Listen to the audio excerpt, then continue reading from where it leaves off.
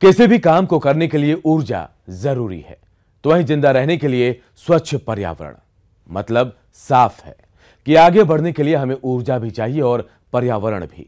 लेकिन दिक्कत यह है कि पूरी दुनिया में पर्यावरण की बलि के शर्त पर ही ऊर्जा के स्रोतों का निर्माण हो रहा है। लेकिन अब यह कीमत अगली पीढ़ी की जिंदगी से चुकाने का खतरा मंडराने लगा है और इसी खतरे को खत्म करने और ऊर्जा के साथ स्वच्छ पर्यावरण का तालमेल बिठाने का मंत्र है नेशनल सोलर मिशन, जिसका मकसद है स्वच्छ ऊर्जा का निर्माण। नमस्कार, मैं हूं अनूप और आप देख रहे हैं उभरता भारत। पर्यावरण को बचाना अब जरूरत नहीं बल्कि इस पीढ़ी की जिम्मेदारी बन गई है, वो भी तब जब बिना बिजली के जीना नामुमकिन है। ऐसे में स्वच्छ ऊर्जा की जरूरत है, मतलब ऐसे ऊर्जा स्रोत से बिजली का उत्पादन जो प्राकृतिक हो और जिससे पर्यावरण को नुकसान ना पहुंचे। 2022 तक 100 GW सोलर पावर पैदा करने का लक्ष्य। हम 2022 तक रिन्यूएबल से 175 गीगावाट बिजली उत्पन्न करेंगे, जिसमें से 100 गीगावाट बिजली सौर ऊर्जा से होगी।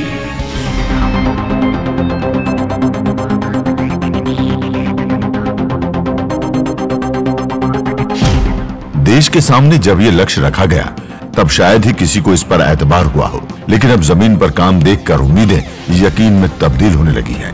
नेशनल सोलर मिशन के तहत युद्ध स्तर पर काम शुरू किया गया है। रात के अंधेरे में जगमगाती ये तस्वीरें केरल के कोचीन इंटरनेशनल एयरपोर्ट की है, जिसे संयुक्त राष्ट्र की तरफ से चैंपियंस ऑफ द अर्थ के अवार्ड से नवाजा गया है, क्योंकि दुनिया में पूरी तरह सौर ऊर्जा से संचालित होने वाला ये पहला एयरपोर्ट है। बिल्कुल ठीक सुन रहे हैं आप, यहाँ की सारी चमक दमक उस बिजली पर निर्भर है जिसका उत्पादन सौर ऊर्जा के जरिए किया गया है। कोचीन एयरपोर्ट देश का तीसरा सबसे बड़ा एयरपोर्ट है। इस एयरपोर्ट पर सालाना 50 लाख से ज्यादा यात्री आते हैं। कोचीन एयरपोर्ट से हर हफ्ते 900 वायुयान उड़ान भरते हैं। कोचीन एयरपोर्ट देश के सबसे ज्यादा कमाई करने वाले एयरपोर्ट में शुमार है। 18 अगस्त 2015 से यह एयरपोर्ट 100% सौर ऊर्जा से संचालित है, जिस पर करीब 62 करोड़ रुपए का खर्च आया। 45 एकड़ कार्गो एरिया में सोलर प्लांट लगाया गया है। रोजाना 50 से 60 हजार यूनिट बिजली का उत्पादन होता है। यही नहीं, इस प्लांट से 3 lakh metric ton carbon dioxide का उत्सर्जन कम होगा। ये करीब 30 लाख पेड़ लगाने के बराबर है। कोचीन एयरपोर्ट पर सौर ऊर्जा की सफलता को देखते हुए देश के 33 हवाई अड्डों पर भी सौर ऊर्जा के जरिए बिजली उत्पादन का काम शुरू कर दिया गया है। लेकिन ये काम सिर्फ हवाई अड्डों तक सीमित नहीं रहा, बल्कि ट्रेन और कई रेलवे स्टेशनों के साथ साथ रेलवे ट्रैक के किनारे भी सोलर पैनल लगाने का काम शुरू हो चुका है। दिल्ली के सफदरजंग रेलवे स्टेशन पर जब सज संवर कर ये ट्रेन पहुंची तो दुनिया की आंखें फटी की फटी रह गई, क्योंकि उस दिन सोलर सिस्टम के जरिए संचालित दुनिया के पहले हवाई अड्डे के बाद पहली सोलर एनर्जी की ट्रेन को हरी झंडी दिखाई गई। ये ट्रेन दिल्ली के सराय रोहिल्ला से गुरुग्राम के फारूक नगर तक चलती है। इसे विश्व की पहली सोलर एनर्जी DEMU ट्रेन का गौरव प्राप्त है। वैकल्पिक ऊर्जा के क्षेत्र में असम के गुवाहाटी ने देश भर में एक अहम मुकाम हासिल किया है। शहर का रेलवे स्टेशन अब पूरी तरह से सौर ऊर्जा से संचालित भारत का पहला रेलवे स्टेशन बन गया है। यहाँ सौर पैनलों को स्थापित करने की परियोजना अप्रैल 2017 में शुरू की गई थी। गुवाहाटी रेलवे स्टेशन की छतों पर करीब 2352 सौर मॉड्यूल 700 किलोवाट पावर उत्पादन करने की क्षमता के साथ स्थापित किए गए हैं।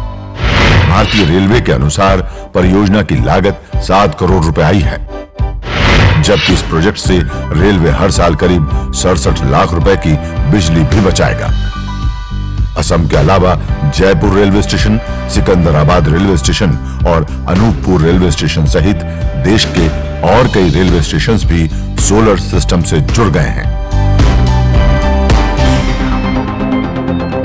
ये तस्वीरें जापान की हैं, लेकिन जल्दी ही ऐसी ही तस्वीरें अब भारत के रेलवे ट्रैक के किनारे भी नजर आने वाली है। हरित ऊर्जा के लक्ष्य पर आगे बढ़ते हुए भारतीय रेल ने सौर ऊर्जा उत्पादन की ये महत्वाकांक्षी योजना तैयार की है। इसके तहत रेलवे ट्रैक के किनारे बड़े पैमाने पर सोलर पैनल स्थापित किया जाएगा। रेलवे का इरादा सौर पैनलों के उपयोग से अपनी जरूरत की सारी बिजली स्वयं पैदा करने की है। शुरू में रेलवे 4000 मेगावाट सौर ऊर्जा का उत्पादन करेगी। इसके लिए मेक इन इंडिया के तहत 18,000 करोड़ रुपए के निवेश की योजना तैयार की जा रही है। धीरे धीरे इसका विस्तार किया जाएगा ताकि आगे चलकर 20,000 मेगावाट बिजली का सौर ऊर्जा के जरिए उत्पादन किया जा सके। इन सब के अलावा आम लोगों के घरों की छतों पर भी सोलर पैनल लगाने का काम तेजी से रफ्तार पकड़ रहा है। दरअसल नेशनल सोलर मिशन के तहत 2022 तक 100 गीगावाट सोलर पावर पैदा करने का लक्ष्य रखा गया है। उसमें से 40 गीगावाट घरों और इमारतों की छतों पर सोलर पैनल लगाकर पैदा किया जाएगा। आपको बता दें, इस साल 2013-14 तक सौर ऊर्जा के तहत देश में 2630 मेगावाट बिजली का उत्पादन हुआ था।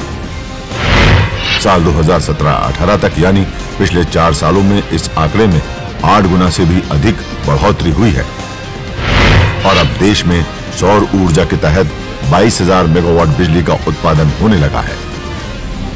नेशनल सोलर मिशन के लक्ष्य को मेक इन इंडिया के तहत आगे बढ़ाया जा रहा है ताकि सोलर पैनल पर आने वाली लागत को कम किया जा सके।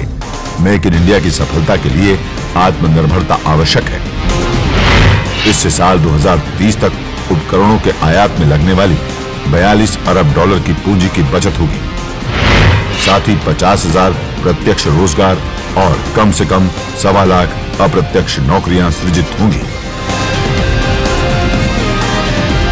Bureau report, news 18 network.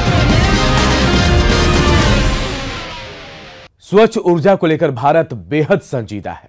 इसलिए पिछले कुछ सालों में सौर ऊर्जा के क्षेत्र में काफी तेजी से काम हुआ। आज देश के 15 राज्यों में सोलर ऊर्जा की पॉलिसी है, जिसकी शुरुआत हुई थी गुजरात से। तो चलिए जानते हैं कि आखिर गुजरात में किस हाल में है सौर ऊर्जा का उत्पादन। शक्ति स्थल तुमकुर, कर्नाटक, दुनिया का सबसे बड़ा सोलर पार्क।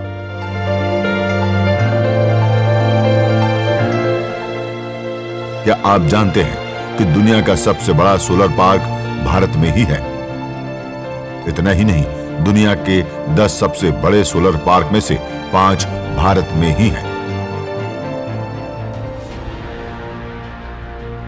बिल्कुल ठीक सुन रहे हैं आप। चीन को मात देकर भारत ने यह मुकाम हासिल किया है। इसके पहले एशिया का सबसे बड़ा सोलर पार्क भी भारत में ही बना था और तब यह बना था गुजरात के पाटन जिले के चारणका गांव में। 5000 एकड़ में बने इस सौर ऊर्जा पार्क से 605 मेगावाट बिजली का उत्पादन होता है। सोलर पार्क बनाना महज एक शुरुआत थी। अब आलम यह है कि स्वच्छ ऊर्जा के लिए घर की छतों पर सोलर सिस्टम, मंदिरों में सोलर सिस्टम, एयरपोर्ट पर सोलर सिस्टम, रेलवे स्टेशन पर सोलर सिस्टम और तो और खेतों में भी सोलर सिस्टम लग गए हैं।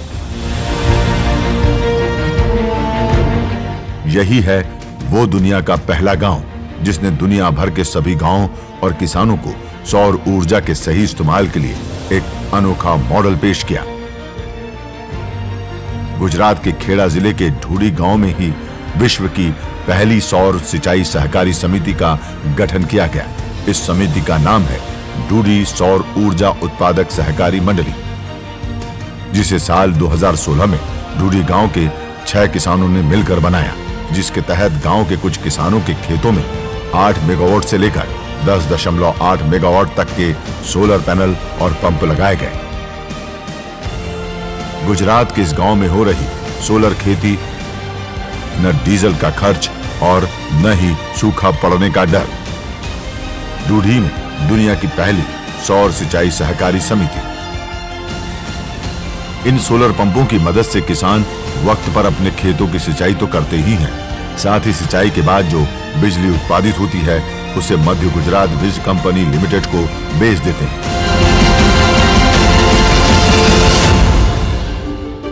ये कंपनी जो बिजली खरीदती है उसके लिए किसानों को 7 रुपए प्रति यूनिट के हिसाब से हर महीने पैसा चुकाती है,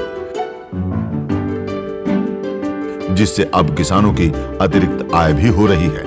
मतलब आम के आम, गुठली के दाम। अतिरिक्त कमाई और वक्त पर सिंचाई का ये फंडा बड़ी तेजी से हिट हो रहा है और दूसरे किसान भी इस योजना से जुड़ते जा रहे हैं। तो वहीं गुजरात सरकार ने भी सौर ऊर्जा की नई नीति लॉन्च की है, जिसके तहत किसान सोलर पैनल लगाने के लिए अपनी पट्टेदार जमीन देते हैं और दी गई जमीन के एवज में किसानों को किराए के साथ फायदे में हिस्सा भी मिलेगा। निवेशक और किसानों के बीच हुआ समझौता 5 साल तक वैध होगा।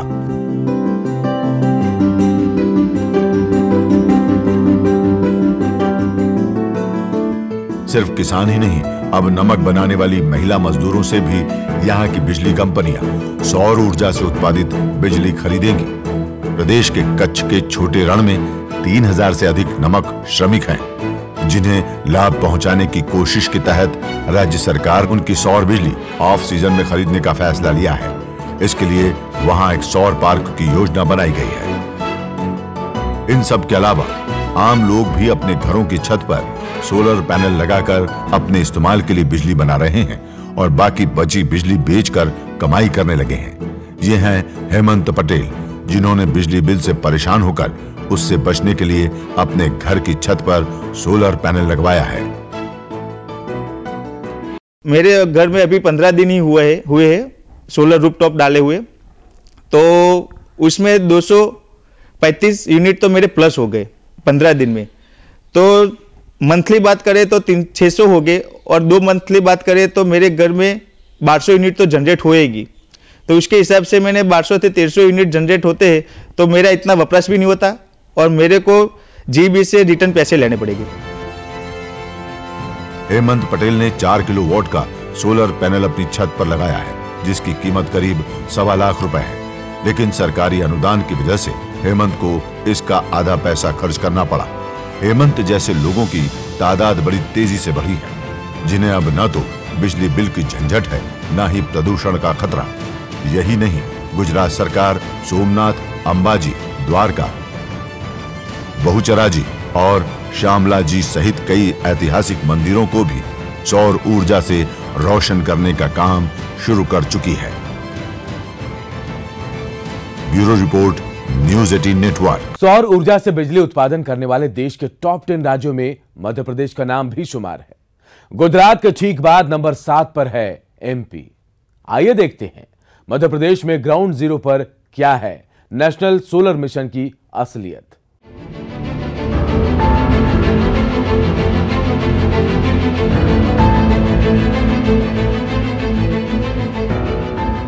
पल पल बदलते मौसम और बिगड़ते वातावरण का असली मुजरिम कोई है तो वो है प्रदूषण। लेकिन अब सौर ऊर्जा के तहत मध्य प्रदेश में इस प्रदूषण पर जोर शोर से लगाम कसने का काम शुरू हो चुका है।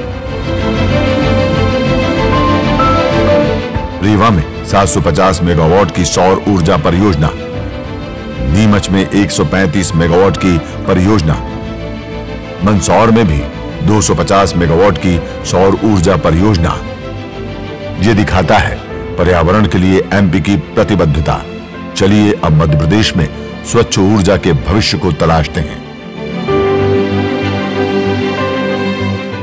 ये तस्वीरें मध्य प्रदेश के रीवा की है, जहां 750 मेगावाट के ultra mega solar power plant की स्थापना जिले के बदवार पहाड़ पर हुई है, जो पूरी तरह से पथरीली है।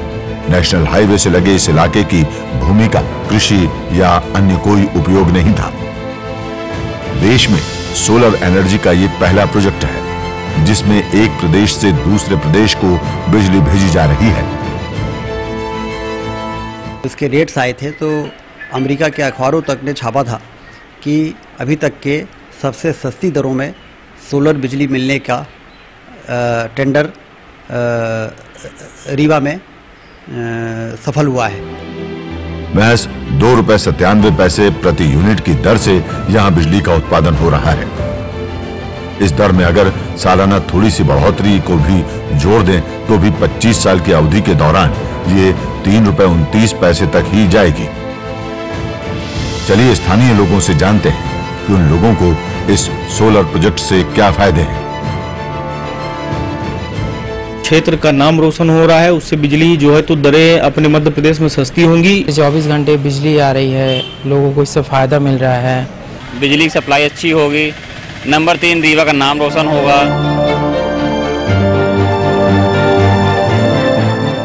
एक पंथ कई काज, इलाके का नाम रोशन होगा, रोजगार भी मिलेगा और बिजली सस्ती होगी। इसी सस्ती बिजली के लिए लोग अब अपने घरों की छतों पर भी सोलर सिस्टम लगा रहे हैं। लगातार 3 सालों से सफाई के मामले में पूरे देश में झंडा गाड़ने वाला इंदौर सौर ऊर्जा के जरिए भी नाम रोशन कर रहा है। छतों पर लगे सोलर सिस्टम के जरिए सौर ऊर्जा उत्पादन के मामले में यह शहर पूरे प्रदेश में अव्वल नंबर पर आ गया है।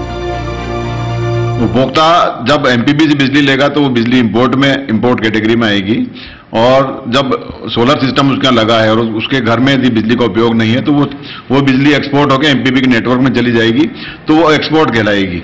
और उपभोक्ता को बिल इंपोर्ट से एक्सपोर्ट घटाकर जो शेष यूनिट बचेंगे उसका बिल उपभोक्ता को दे। यकीनन सौर ऊर्जा बड़े काम की चीज है। जरूरत है इसके बारे में लोगों तक जानकारी पहुंचाने की, इससे पर्यावरण को होने वाले फायदे के बारे में बताने की, साथ ही लागत में सरकार की तरफ से दिए जाने वाले अनुदान के बारे में बताने की, ताकि ज्यादा से ज्यादा लोग इससे जुड़ें और हमारा आने वाला कल स्वच्छ ऊर्जा से रोशन हो। Bureau report, news 18 network.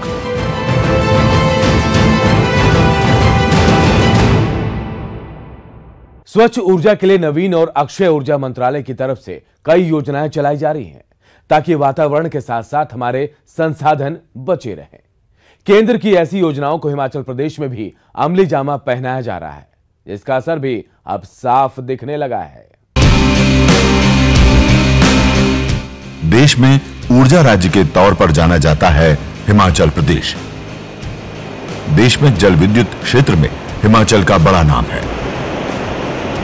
छोटे से इस प्रदेश की नदियों और नालों के पानी से 10,500 मेगावाट से ज्यादा बिजली का उत्पादन किया जाता है, और उससे उत्तर भारत के 5 राज्यों में बिजली की मांग को पूरा किया जाता है।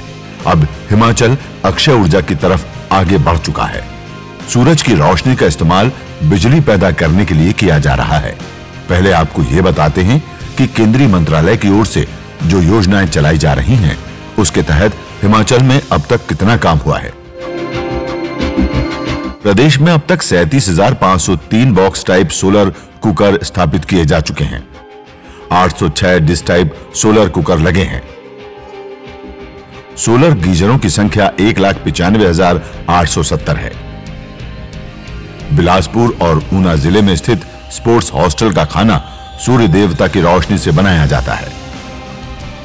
दोनों हॉस्टलों में 1026 वर्ग मीटर के सोलर स्टीम कुकिंग सिस्टम लगाए गए हैं।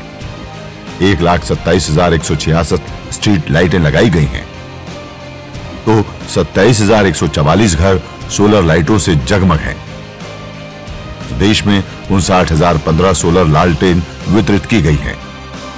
बैटरी से चलने वाले 2010 किलोवाट के सोलर पावर प्लांट स्थापित किए गए हैं।